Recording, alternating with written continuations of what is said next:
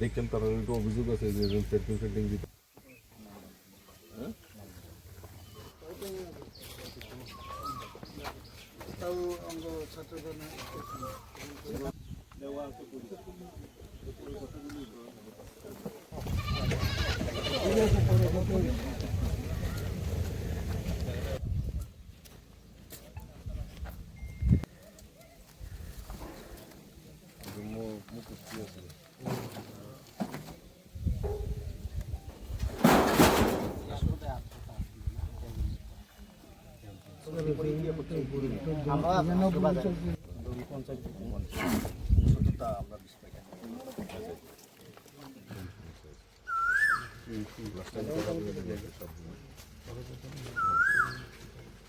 তবে দলীয় কর্মীদেরকে আমরা সংযত থাকার জন্য অনুরোধ রেখেছি যে যারা দোষী তাদেরকে নিশ্চয়ই ছাড়া হবে না।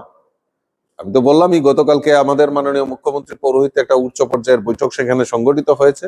সেখানে ডিজি এবং ডিজি থেকে শুরু করে চিফ সেক্রেটারি এবং অন্যান্য আধিকারিকরাও ছিলেন এবং স্পষ্ট ভাষায় বলা হয়েছে এবং অনেকেই হয়তো আনন্দ পাচ্ছেন, অনেকেই হয়তো উল্লাস করছেন, কিন্তু এই উল্লাস নয়, তার পরিণাম কিন্তু ভুগতে হবে।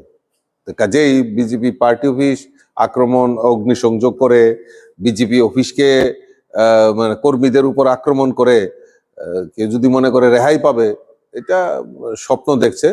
এবং আমরা ভারতীয় জনতা পার্টি, আমরা আইনের প্রতি পূর্ণ আস্থা রয়েছে। বিভিন্ন জায়গায় মামলা করেছি, বিভিন্ন জায়গায় আমরা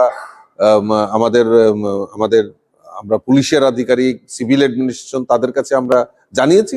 পরবর্তী সময় আমরা দেখব, কিন্তু কাউকে রেহাই করা হবে না।